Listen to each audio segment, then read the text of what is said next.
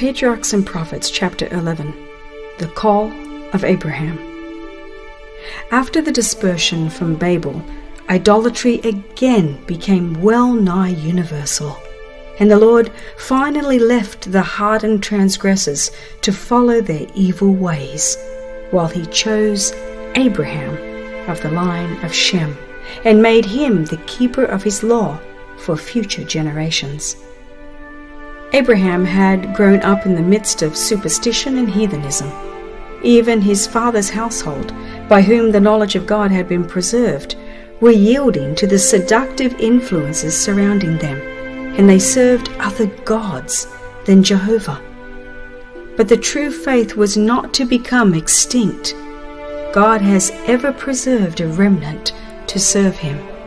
Adam, Seth, Enoch, Methuselah, Noah, Shem, in unbroken line, had preserved from age to age the precious revealings of his will. The son of Terah became the inheritor of this holy trust. Idolatry invited him on every side, but in vain. Faithful among the faithless, uncorrupted by the prevailing apostasy, he steadfastly adhered to the worship of the one true God.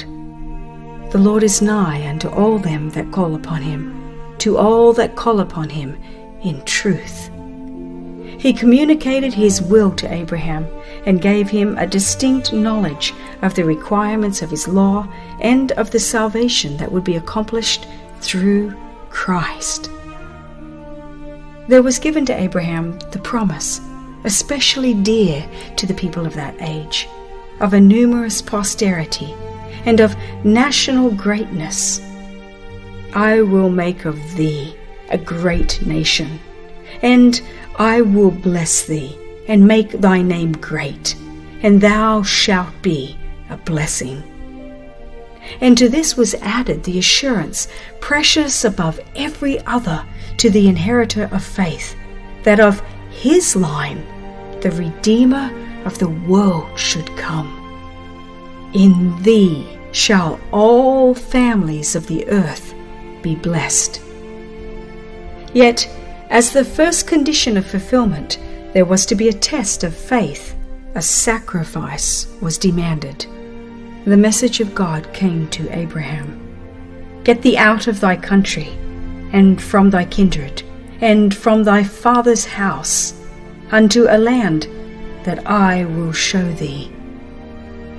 In order that God might qualify him for his great work as the keeper of the sacred oracles, Abraham must be separated from the associations of his early life. The influence of kindred and friends would interfere with the training which the Lord purposed to give his servant. Now that Abraham was, in a special sense, connected with heaven, he must dwell among strangers. His character must be peculiar, differing from all the world. He could not even explain his course of action so that as to be understood by his friends. Spiritual things are spiritually discerned, and his motives and actions were not comprehended by his idolatrous kindred. By faith, Abraham, when he was called to go into a place which he should afterward receive for an inheritance, obeyed, and he went out, not knowing whither he went.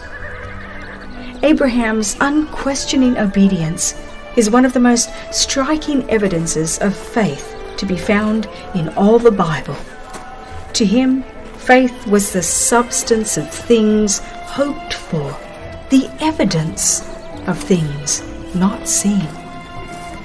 Relying upon the divine promise, without the least outward assurance of its fulfillment, he abandoned home and kindred and native land, and went forth, he knew not whither, to follow where God should lead. By faith, he became a sojourner in the land of promise, as in a land not his own, dwelling in tents with Isaac and Jacob, the heirs with him of the same promise. It was no light test that was thus brought upon Abraham, no small sacrifice that was required of him. There were strong ties to bind him to his country, his kindred, and his home. But he did not hesitate to obey the call. He had no question to ask concerning the land of promise, whether the soil was fertile and the climate healthful, whether the country afforded agreeable surroundings and would afford opportunities for amassing wealth. God had spoken, and his servant must obey. The happiest place on earth for him was the place where God would have him to be. Many are still tested, as was Abraham. They do not hear the voice of God speaking directly from the heavens, but he calls them by the teachings of his word and the events of his providence. They may be required to abandon a career that promises wealth and honor, to leave congenial and profitable associations and separate from kindred, to enter upon what appears to be only a path of self-denial, hardship, and sacrifice. God has a work for them to do, but a life of ease and the influence of friends and kindred would hinder the development of the very traits essential for its accomplishment. He calls them away from human influences and aid, and leads them to feel the need of his help and to depend upon him alone, that he may reveal himself to them.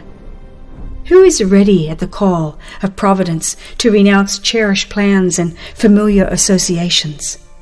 Who will accept new duties and enter untried fields, doing God's work with firm and willing heart, for Christ's sake, counting his losses gain? He who will do this has the faith of Abraham, and will share with him that far more exceeding and eternal weight of glory with which the sufferings of this present time are not worthy to be compared. The call from heaven first came to Abraham while he dwelt in Ur of the Chaldees, and in obedience to it he removed to Haran. Thus far his father's family accompanied him, for with their idolatry they united the worship of the true God. Here Abraham remained till the death of Terah. But from his father's grave the divine voice bade him go forward. His brother Nahor, with his household, clung to their home and their idols. Besides Sarah, the wife of Abraham, only Lot, the son of Haran, long since dead, chose to share the patriarch's pilgrim life. Yet it was a large company that set out from Mesopotamia. Abraham already possessed extensive flocks and herds and riches of the east, and he was surrounded by a numerous body of servants and retainers. He was departing from the land of his fathers, never to return, and he took with him all that he had, their substance that they had gathered, and the souls that they had gotten in Haran.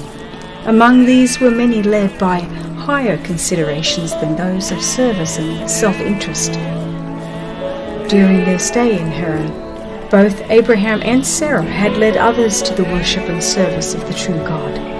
These attached themselves to the patriarch's household and accompanied him to the land of promise, and they went forth to go into the land of Canaan, and into the land of Canaan they came. The place where they first tarried was Shechem, under the shade of the oaks of Moreh, in a wide, grassy valley with its olive groves and gushing springs, between Mount Abel on the one side and Mount Gezerim on the other. Abraham made his encampment.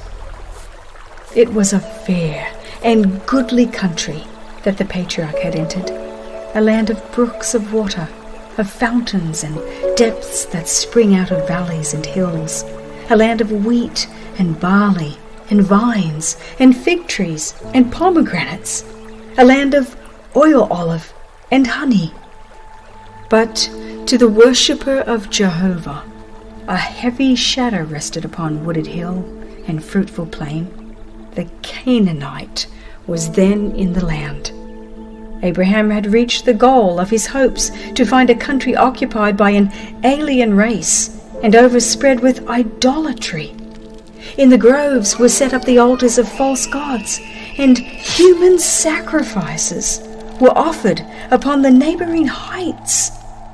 While he clung to the divine promise, it was not without distressful forebodings that he pitched his tent. Then the Lord appeared unto Abraham and said, Unto thy seed will I give this land. His faith was strengthened by this assurance that the divine presence was with him, that he was not left to the mercy of the wicked. And there builded he an altar unto the Lord, who appeared unto him. Still a wayfarer, he soon removed to a spot near Bethel, and again erected an altar, and called upon the name of the Lord. Abraham, the friend of God, set us a worthy example. His was a life of prayer. Wherever he pitched his tent, close beside it was set up his altar, calling all within his encampment to the morning and evening sacrifice. When his tent was removed, the altar remained. In following years there were those among the roving Canaanites who received instruction from Abraham, and whenever one of these came to that altar, he knew who had been there before him.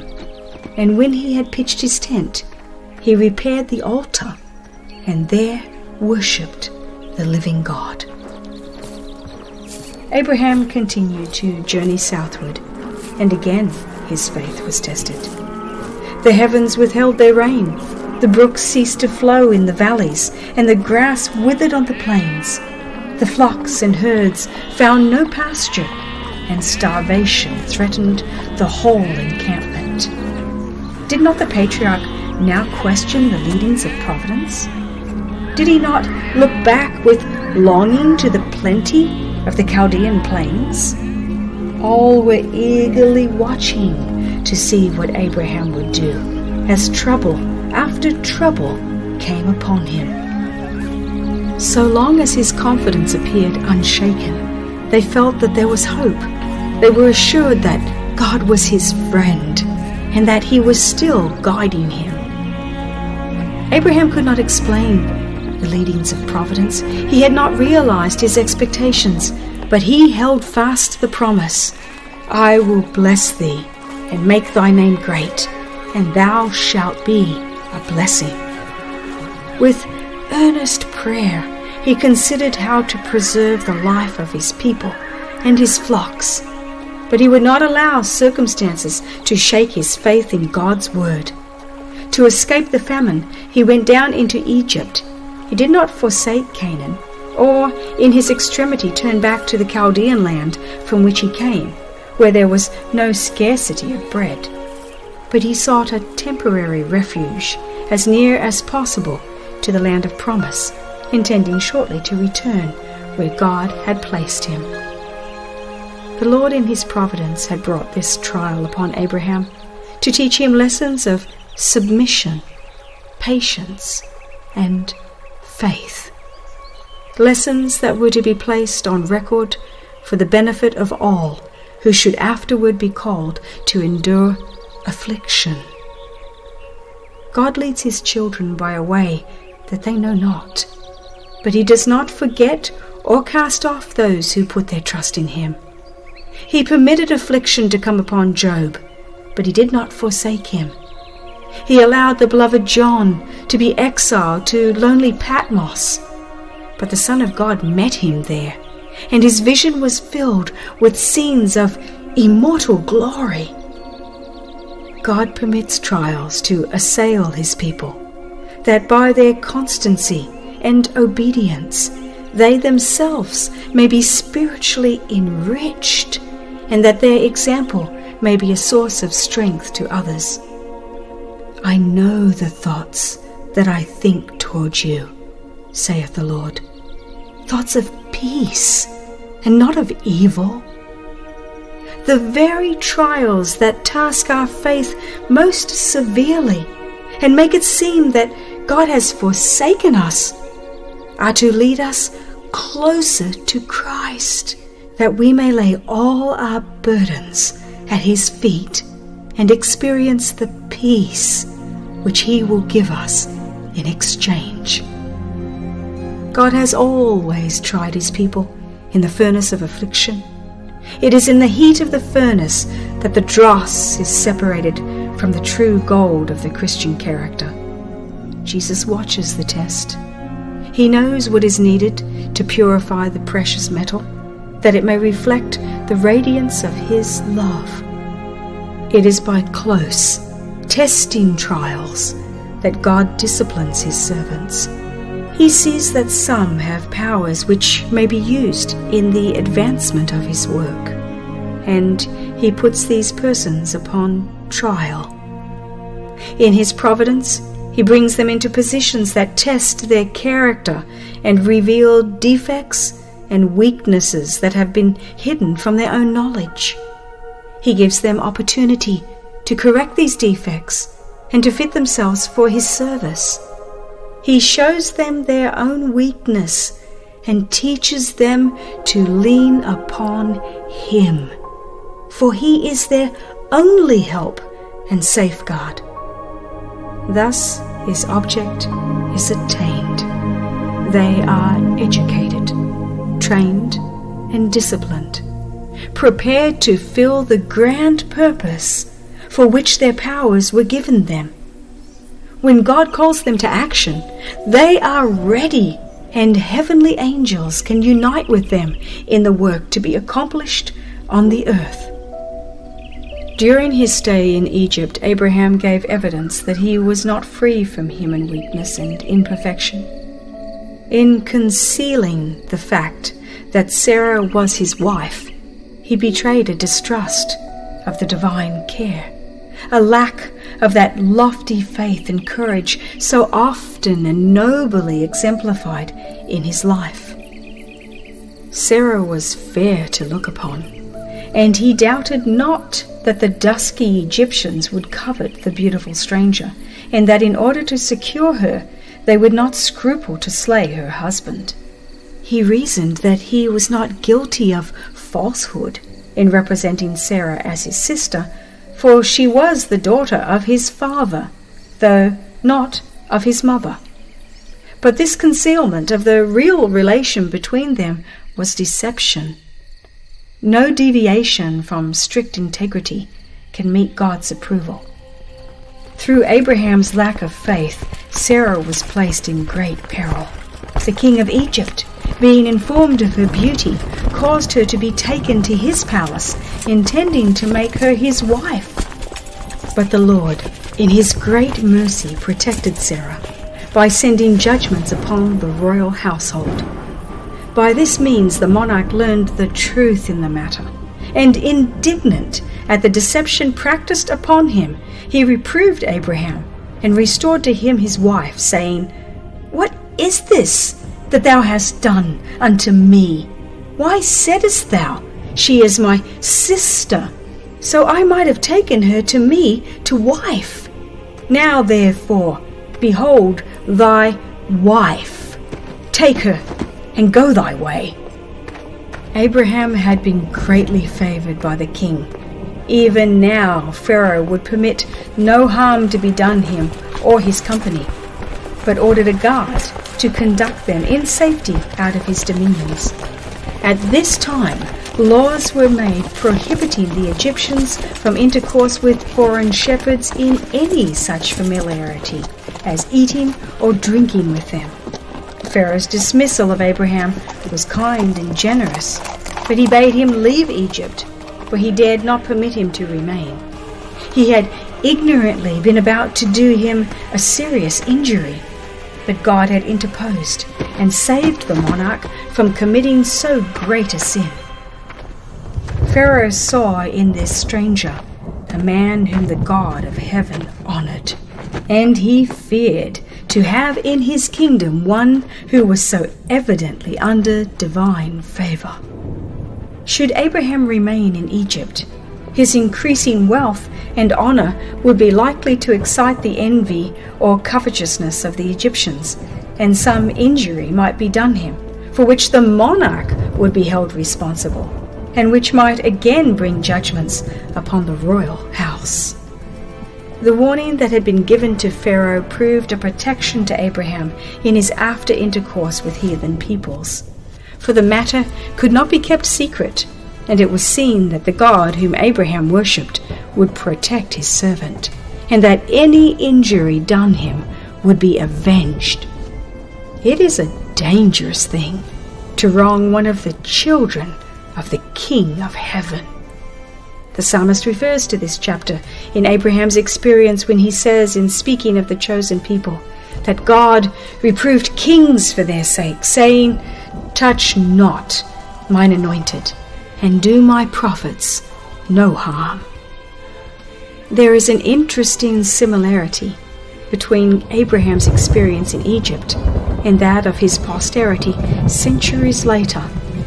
Both went down into Egypt on account of a famine, and both sojourned there.